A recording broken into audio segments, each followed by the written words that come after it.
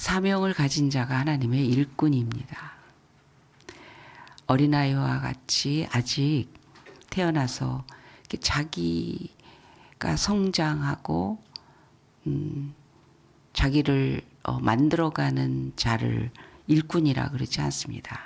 그건 잘 커야 되기 때문에 잘 먹어야 되고 보호를 받아야 되고 또 배울 게 너무 많고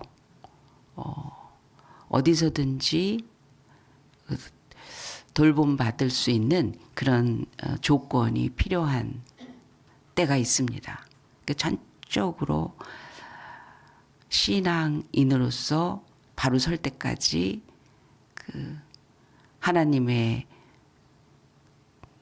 사랑과 돌봄을 계속 먹어야 되는, 그러니까 은혜에 충만한 그런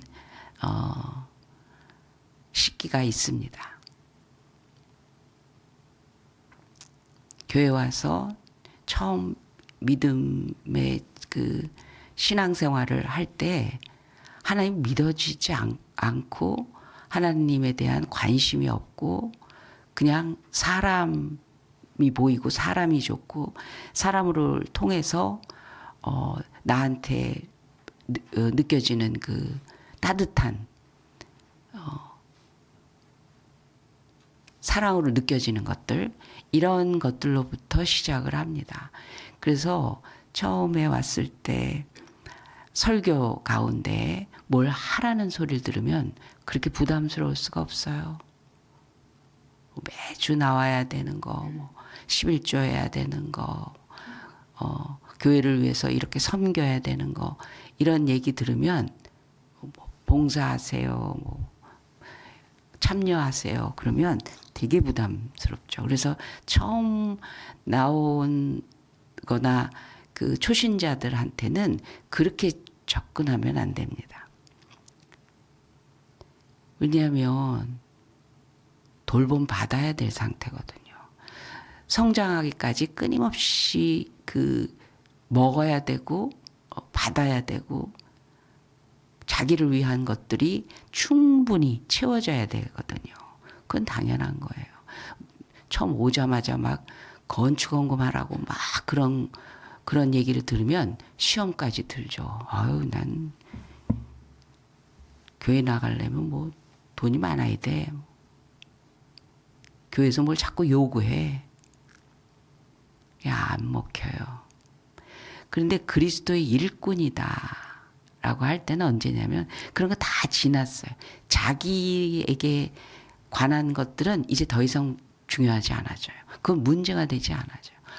여전히 기도 제목이 있고 여전히 하나님 앞에 구하는 다양한 그 형편 사정들이 있지만, 그러니까 완벽해서 그리스도인꾼이 되는 게 아니에요. 개인적인 필요와 상황 사정들이 여전히 있어요. 그래서 하나님 앞에 간구합니다. 근데 그거에 의해서 하나님한테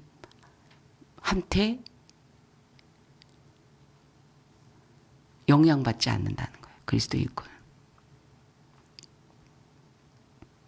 그리스도 일꾼이라 하면 하나님에 관한 것들이 언제나 1순위, 0순위가 돼서 조정이 가능한 사람이에요. 자기의 형편과 처지와 여러 가지가 조정이 가능하다는 거예요. 그러면 어릴 때 하고 어려서 지금 배워가는 중하고 그리스도 일꾼, 그는 완전히 구분되냐? 아니고 그렇지만도 않습니다. 바울은 사울이었을 때 하루 사이에 극적인 전환을 갖습니다. 그러니까 예수님이 누구신가에 대해서 아는 순간 그냥 곧바로 이방인의 사도로 내가 너를 이미 택했다. 그래서 자기는 창세전에 그리스도 안에서 택함 받은 자라는 것을 고백을 해요. 에베소서 1장에 보면. 그러니까 내가 지금 여기 왜 있나 하고 깨닫고 보니 그게 점점 더 모든 내용과 상황과 조상과 이런 걸 다 따져볼 때, 이거는 이미 하나님이 창조하시기 이전부터 하나님 안에서 디자인된 사건이구나. 내가 여기에 이렇게 있는 게. 거듭나는 순간부터 주를 위해 살고 싶어요. 주님이 원하시는 대로 살겠습니다. 주님, 제가 어떻게 하기를 원하십니까? 이게 동시에 올 수 있다라는 거예요. 거듭나는 순간 너무 감동되고 감사하고 은혜스럽고 막 정말 너무 행복하고 해서 끝나는 게 아니라, 그리고 주님이십니다. 내 인생의 주인이십니다 하고 그냥 고백하고 계속 은혜 받는 그 믿음 생활을 거기에서 멈추는 게 아니라, 이제는 내 거 다 가져가세요. 나를 써주세요. 하나님을 위한 삶으로 사는 것이 나한테 너무너무 중요할 뿐만 아니라 행복한 사람이 되는 것. 이게 같이 갈 수 있다는 거예요. 사실은 이게 같이 가는 겁니다. 병행하는 겁니다. 아직 미숙한 상태에서 미숙하게나마 아직 하나님을 많이 알지 못하는 상황에서 나름대로 뭔가를 하고 싶은, 그건 어린아이한테도 마찬가지예요. 이게 분리되지 않는데 이제 분리되어 있는 모습들이 가끔 보이죠. 그래서 하나님의 은혜를 1년 동안에 간간히 큰 행사를 치르면서 경험합니다. 뭐 부흥회를 하든지 다양한 그 프로그램을 통해서 양육받든지 특별한 그 개인적인 체험을 하든지 그런 과정을 통해서 하나님의 은혜로 이렇게 채워지는 특별 시간들이 있습니다. 근데 그때로 끝나는 경우가 종종 있는 걸 보면 은혜 받고 나서 너무너무 감사하고, 그때 나한테 하나님께서 이런 걸 깨닫게 해주셨다. 근데 좀 얼마 지나면 또 어디 은혜 받는 데 없나. 그러니까 이게 동시로 나가지 않는다는 거예요. 왜냐하면 그리스도 일꾼은 성장한 결과거든요. 성숙해 가고 있는 그 다음에 일어나는 현상이거든요. 주를 위해 살고 있습니다. 그러니까 하나님이 나한테 큰 은혜를 주시는 정말 최고의 그걸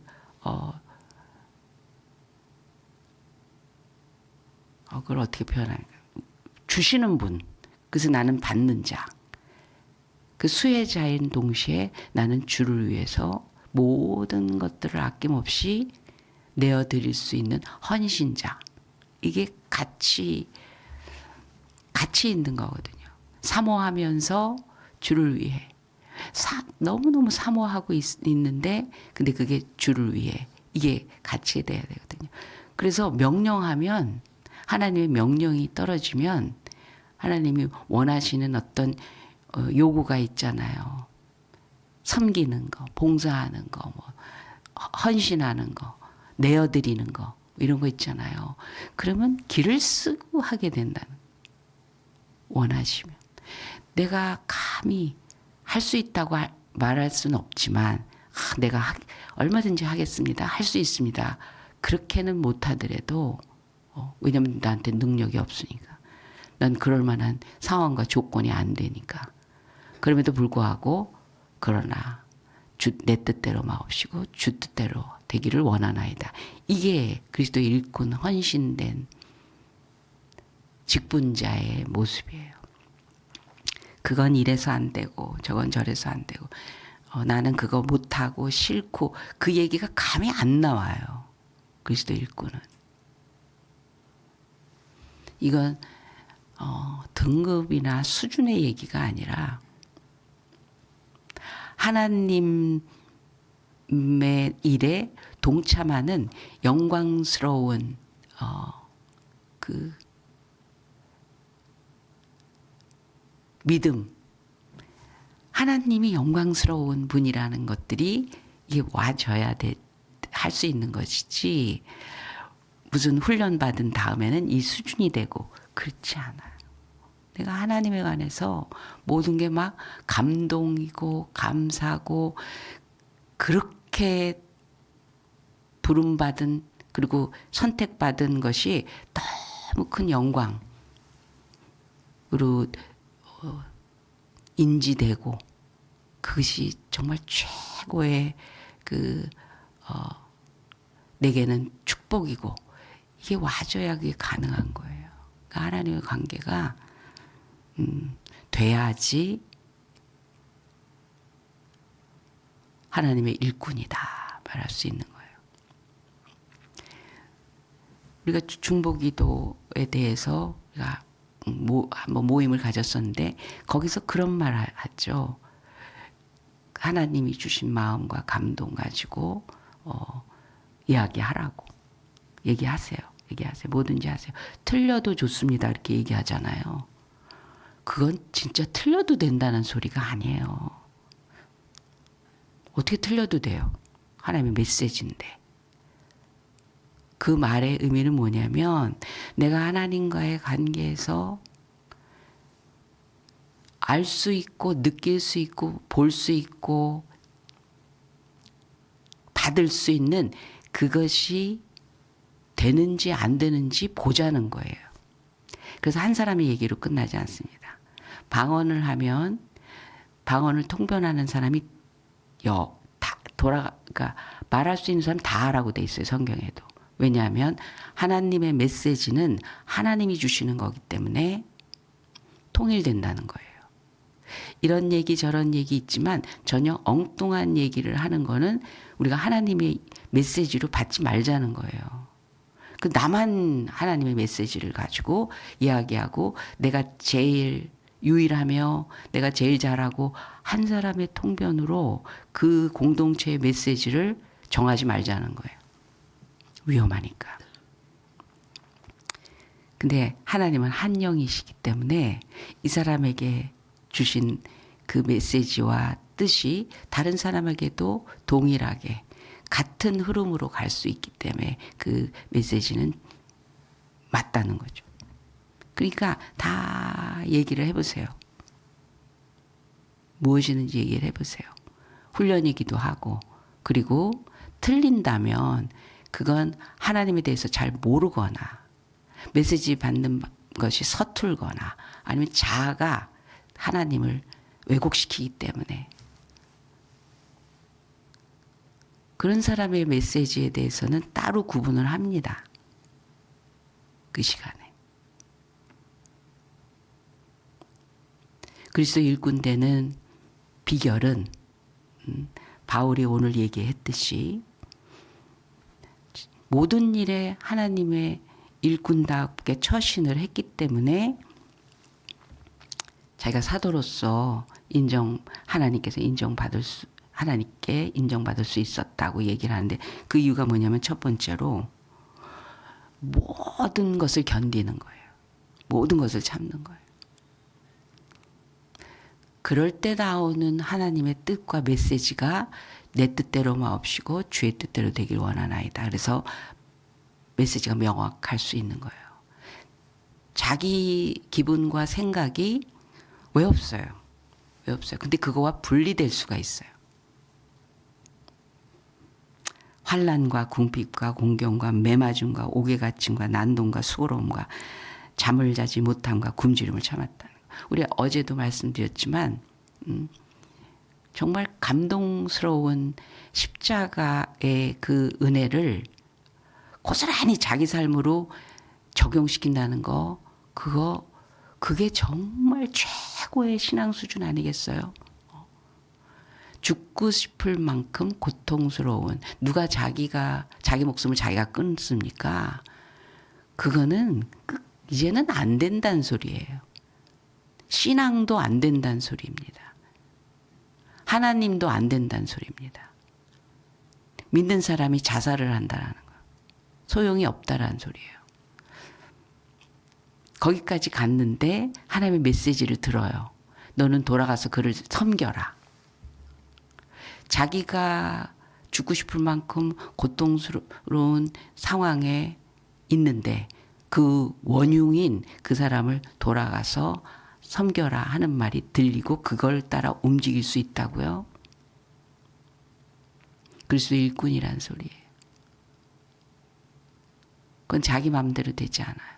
나를 내가 못 이겨요. 그런데 나를 이기는 하나님이 나를 꽉 잡고 있는 그 사람이 메시지가 들린다고요. 그렇지 않으면 메시지가 안 들려요. 안 들립니다. 한 번 안 들리고 두 번 안 들리고 그 다음에는 안 들려요. 거부하기 시작합니다. 그래서 참 중요한 때에 부르심이 있었는데 너무나 천연덕스럽게 직분을 뒤로 하고 자기 개인 생활로 하면서 너무 떳떳해하는 사람도 있더라는 거예요. 그런데 평소에는 굉장히 충실하거든요. 마지막 그 순간만큼은 들을 수 없는 정도로 자기 세계가 따로 있기 때문에 그렇습니다. 그러면 그 개인은 괜찮지만 그 사람을 통해서 하나님께서 뜻하신 바 살려야 되는 영혼들을 위해서 헌신하지 않는데 어떻게 그 사람을 그리스도 일꾼이라고 하겠어요? 교회가 이 시대에 그리스도의 일꾼으로 우뚝 서기 위해서는 많이 견뎌야 돼요. 참아야 돼요. 그 개인이 어떠해야 되는가에 대해서 충분히 하나님 안에서 견딘 사람이 이 시대의 교회로 우뚝 설 수가 있는 거예요. 교회는 건물이 아니고 이런 단체, 이름이 붙은 단체가 아니라 믿는 한 사람 한 사람이 모여서 교회라고 하는데 그 한 사람 한 사람이 자기 개인의 삶에서 하나님 때문에 그 환난과 궁핍과 매맞음과 옥외갇힘과 난동과 수고로움, 굶주림 참는 것, 이 중에 어느 하나도 쉬운 게 없어요. 그런데 그 사람을 통해서 하나님께서 변화의 일을, 살리는 일을, 새롭게 하는 일들을 일으키실 수 있다라는 거예요. 바울을 통해서 바울이 여기 가고 저기 가고 막 돌아다니면서 복음을 전합니다. 근데 그에겐 그렇게 걸림돌이 많아요. 왜 이렇게 방해거리가 많고 그를 괴롭히는 일이 많고 근데 그거를 견디고 나가는 거예요. 그러니까 그를 통해서 막 그림자를 밟아도 병자가 낫고 수원수건을 던져도 하나님의 역사가 일어나고 뱀에게 물렸는데도 죽지 않으며 복음을 또 전하고 그러니까 그 섬에 있던 원주민들이 한꺼번에 예수님을 믿게 되고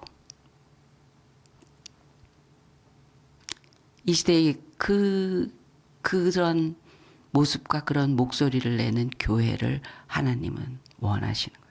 필요한 거죠. 엘리야 시대에 엘리야가 그랬고 엘리사 시대에 엘리사가 그랬고 사사 시대에 사사들이 그랬거든요.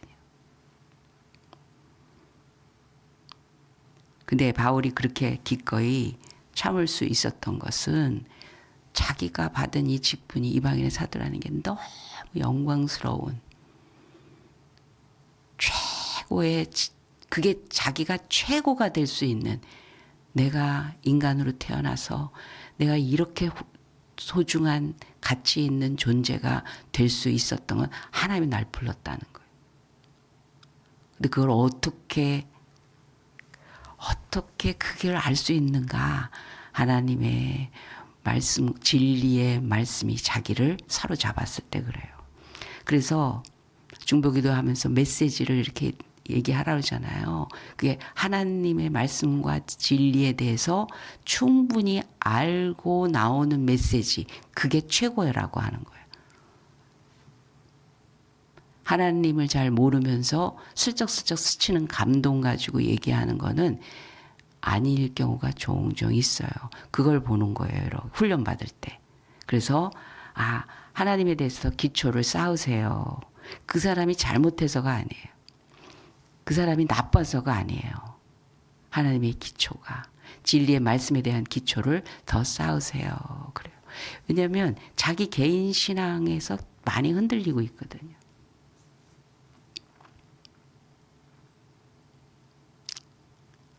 자녀를 위해서 잘 돼야 되는 게 뭐예요? 자녀를 위해서 아낌없이 사랑과 모든 걸 내어주십니다. 부모님들은. 근데 그 자녀를 위해서 정말 아낌없이 사랑하고 내어주는 그게 뭐예요? 그게 과연 하나님의 뜻과 같이 가요? 아니면 자기 사랑의 연장이에요? 그게 진리의 말씀으로 세워지게 돼 있다는 거죠. 그래서 자녀를 위해서 기도할 때도 그게 진정한 중보가 되기 위해서는 하나님의 진리의 말씀과 하나님의 능력이 충분히 자기에게 체험된 그 확신 속에서 너는 야곱처럼 12 아들을 유언할 수가 있다는 거예요. 루벤을 뭐라 그랬어요? 너는 이 장자는 이 집안의 허리다. 근데 넌 지금 무슨 짓 했냐? 그거를 얼마나 더럽게 썼느냐. 그래서 너는 아니다. 이렇게 얘기하잖아요. 자기 첫째 아들인데. 하나님의 진리의 말씀에 입각해서 그 영혼을 향해서 가장 정확하게 분별하고 그리고 그에게 가장 필요하고 그걸 위해서 제대로 말할 수 있는 선포할 수 있는 그런 능력이 있어야 그게 리더예요.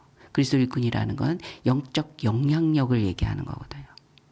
즉 타이틀이 아니어도 영적 영향력이 있으면 일꾼인데 조용히 앉아서 기도만 해도 아니 한 구석에서 청소를 한다 할지라도 그 영향력이 있어요.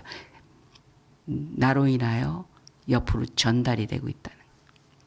교회가 한쪽 구퉁이에 요만한 것 같아도 그 영향력은 전 세계적일 수가 있는 거예요. 진리의 말씀이 그 사람을 장악하고 있지 않는다면 진리의 말씀이 그 사람을 장악하고 있을 때야 비로소 그리스도 일꾼이 될 수가 있습니다. 그래서 기초를 계속 잘 쌓아야 돼요. 아니면 자아를 못 이겨요. 어떤 분이 저한테 그러시더라고요. 자기 사람한테 눈치를 그렇게 보면서 산대요. 자기가 그걸 안 돼요. 직장에서나 교회에서나 저 사람이 나를 지금 어떻게 생각하나 그게 너무 강하대요. 자기한테. 너무 괴로워하면서 얘기하는 거예요. 그래서 자기를 인정하면 그때서 움직인대요. 움직이게 되고 자기를 좀 인정하지 않는 것 같다 그러면 아무것도 못하겠대요.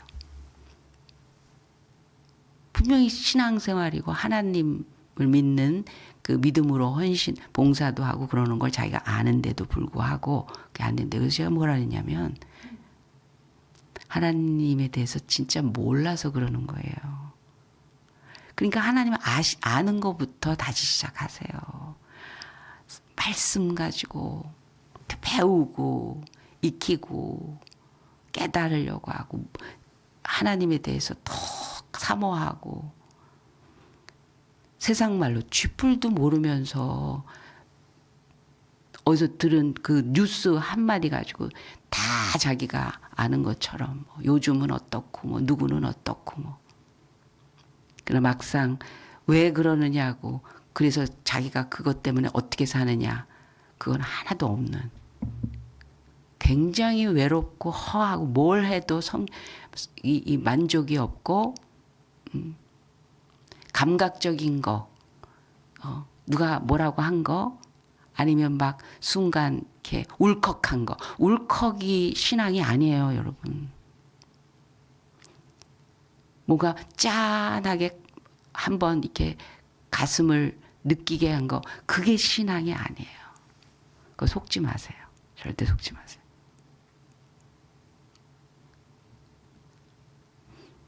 어린아이들도 막 감동스러워서 막 손들고 막 자기 선교사 되겠다고 그러고 막 그래요. 그것만으로도 기특하죠. 어린애가 그런 순간이 있었다는 거. 그런 체험들도 믿음의 그 성장할 때 도움이 조금씩 되죠. 근데 어린아이 보세요. 너무 좋다고 모여서 좋다고 은혜 받았다고 막 그래 놓고 주일날 교회도 못 나올 때도 있어요. 삐딱해갖고. 그래서 그 시간, 그 순간, 그 일, 자리, 이게 한결같은 사람이 중보의 사명을 가졌다는 거예요. 중보는 자기를 위한 게 아니라 남을 위한 거잖아요. 하나님과 다른 사람. 자기한테 자꾸 그게 오니까. 그리스도 일꾼은 자기를 위한 게 아니에요. 남을 위한 거예요. 하나님을 위한 거예요. 하나님 때문인 거예요. 그래서 봉사를 통해서도 신앙이 성장하기 때문에 자꾸 직분 주는 거예요. 시켜보는 거예요. 붙들고 가라고.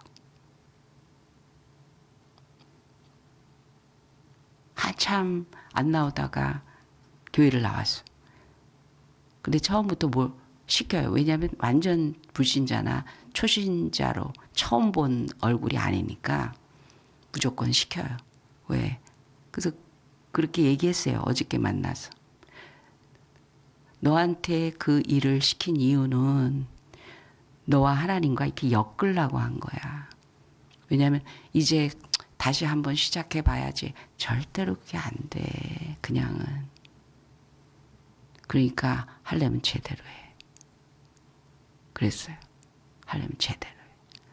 하나님 아직 맛보기 전에 그냥 왔다 갔다 하면서 교회 다닌다고 그러지 말고 맛을 볼 때까지 이제 맛봐야 돼요. 하나님에 대해서 충분히 맛을 보고 확실하게 신앙생활을 해야 되는데 아주 작은 거 시켰으니까 그거 확실하게 진지하게 준비 잘해서 해.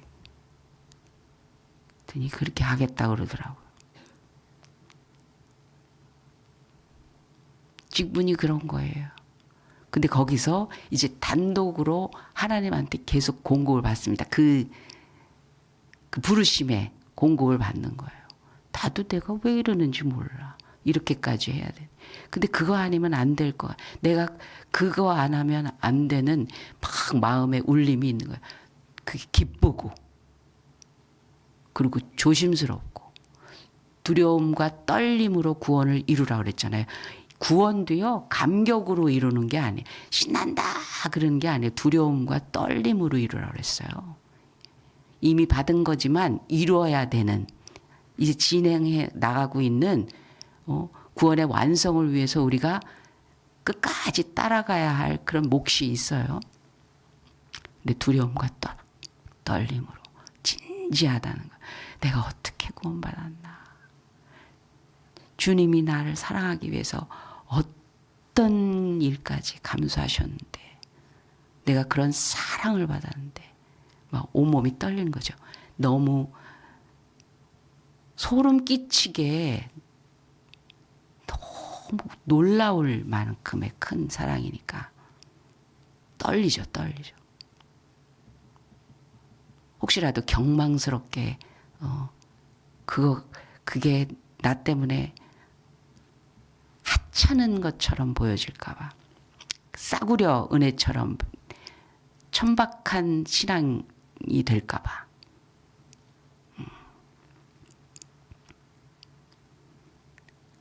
그래서 우리가 처음부터 하나님을 믿는 순간부터 계속해서 지켜줘야 될 것 중에 하나가 뭐냐면 하나님에 대해서 끊임없이 배우고 익히고 알아가야 될 성장이 필요한 거예요. 왜냐면 나를 언제 불러서 하나님이 뭐 일을 맡겨주실 때 그거 나 모르는데 그냥 내가 그동안에 알아왔던 거 몇 개 가지고 그 어려운 숙제를 풀어가는 1, 2, 3, 4, 5, 6, 7, 8, 90 숫자만 알면 산수 다 수학 풉니까? 절대로 그럴 수 없어요. 구구단 외웠다고 수능 시험 만점 받습니까? 어림도 없어요.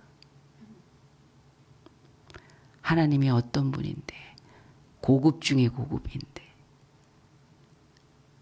그분을 끝없이 알아도 우린 여전히 요만큼 아는 걸 텐데, 영적 세계의 진리를 가지고 이 숙제를 풀어가야 되는데, 영혼의 그 문제들을 풀어가야 되는데, 하나님에 대한 아는 지식에서 날마다 자라라고까지 얘기하잖아요. 하나님을 아는 일에 그 높이와 길이와 깊이와 넓이를 계속 진리와 사랑에 대해서 아는 일에 날마다 자라가라. 자랄지어다. 에베소서에 그렇게 말하고 있습니다. 그래야 얕은 그 영적 지식이 깊어지면서, 그래서 어떤 분은 이런 게 있어요. 신유의 은사가 있는 분이 있어요. 중보기도 하면 그런 체험들을 많이 하게 될 텐데, 신유의 은사를 가지신 분 가운데서 그냥 아픈 사람들 기도해서 낫는 건데 얼마나 귀한 분이에요. 은사예요. 사람들이 구름대같이 아픈 사람 많아요. 그래요. 근데 어떤 분은 이렇습니다. 손 얹고 기도하면서 병 낫게 기도 안 하시는 분이 있어요. 하나님의 뜻을 얘기해 주는 분이 있어요. 지금 이 병은 당신에게 하나님의 뜻을 아는 일에 사용하시는 도구인데, 그 다음에 나을 거라는 거예요. 하나님의 뜻을 알도록 기도해 줘요. 병 낫는 게 답이 아닌 거예요. 하나님은 병을 낫게 하실 텐데, 아들을 주실 텐데 25년 걸린 이유는 아들을 낳아서 어떡하겠냐는 거예요. 그 병이 나아서 어떡하겠냐는 거예요. 내 친구 동생이 간암에 걸려 있는데 일산 백병원에 입원해 있다고 거기 와서 기도 좀 해달라는 거예요. 제 친구가. 아니 자기도 열심히 신앙생활을 하는, 물론 집사님이었지만, 그래서 부지런히 갔죠. 일산까지. 근데 앉았는데 잡담들을 하고 앉아있는 거예요. 아니 그래도 목사가 갔으면 성경 들고 갔는데, 그럼 뭐 신방 예배도 있고 뭐 어떻게 기도를 해야 되고 그러잖아요. 근데 뭐 어쩌고 저쩌고. 분위기 아니다. 그래서 그냥 주거니 받거니 몇 마디 하고 이제 가겠더니 갑자기 이 사람이 밥 먹고 가라는 거예요. 환자가. 아니 그럴 필요 없다고. 자기가 솔직히 병실에서 먹고 싶을 게 아니라 나아서 먹고 싶어서 그러는 거니까 자기랑 지하에 가서 좀 같이 먹자는 거. 그거 환자가 그러면 안 되거든요. 근데 자기가 지금 이 병실에서 있고 싶지가 않대요. 근데 나중에 알았어요. 시간을 벌려고 하는 거는. 그 친구니까 막 그래 좀 같이 가자 그래갖고 지하에 갔다가 병실에 다시 올라왔어요. 근데 그때 자기 본심을 얘기하는 거예요. 기도하면 낫나요? 기도하면 낫나요? 그러더라고요. 그건 모르죠. 제가. 하나님이 고치시는 거 제가 고칩니까? 기도하면 낫나? 기도해도 안 낫는 사람 있잖아요. 하나님의 뜻이 낫는 게 뜻이면 나을 거고, 낫지 않고 그냥 가는 게 뜻이면 그렇게 하실 거고. 하지만 불렀잖아요. 와서 메시지 전하고 기도하라고 목사를 불렀잖아요. 하나님의 뜻이 뭔지. 그래서 그랬어요. 나으면 뭐 할 거예요? 내가 그 삶을 들었거든요. 얼마나 허랑방탕하고 난잡하게 살고 돈 벌어서 얼마나 흥청망청 사는지. 젊은 애가. 나으면 뭐 할 거예요? 그랬어요. 그렇게 사는 게 다면 하나님은 그냥 와서 그냥 하늘나라 와서 사는 게 더 낫겠다. 믿고라도 와라. 이런 뜻일 거고요.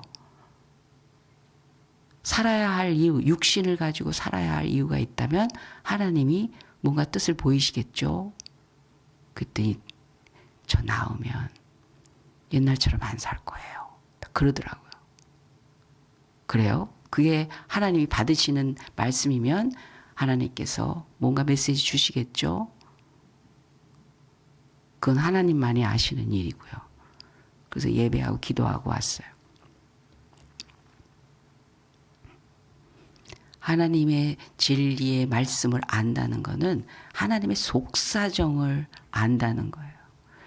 거기에서 나오는 일꾼의 몫이 참된 것을 따르지 않겠어요. 우리는 나는 이 정도 됐다가 아니라 내가 아니까 한다가 아니라 계속해서 더 확실한, 더 깊은 하나님에 관한 모든 것들에 대해서 날마다 더 성장하고 성숙해야 될 의무가 있습니다. 책임이 있습니다. 그래야 우리가 하나님의 일꾼으로서 올바르게 처신할 뿐만이 아니라 그것이 반드시 승리의 하나님이 그 뜻을 이루는 진정한 성공의 열매가 될 것입니다. 기도하겠습니다. 하나님 아버지, 나는 아무것도 아니나 연약하고 부족하나 그러나 하나님께서 부르신 부르심에 합당하기 위해 더욱 진리를 사모합니다. 더욱 하나님의 능력을 의지합니다. 하나님으로 온전해지길 원합니다. 작은 아픔도 견디지 못하고 자기 안에 갇혀서 아무것도 알 수 없었던 우리들에게 진리를 보여주시고 진리로 우리를 찾아와 주시고 진리로 우리를 붙잡아 주시니 하나님의 일꾼 되어 주님의 부르신 그 자리에서 올바르게 처신하며 진정한 믿음으로 승리하는, 그래서 많은 영혼들, 하나님이 사랑하는 영혼들에게 주님 하시는 일의 통로로 살아가게 하여 주시옵소서. 감사하며 예수님의 이름으로 기도합니다. 아멘. 주여 삼창하십니다. 주여, 주여, 주여.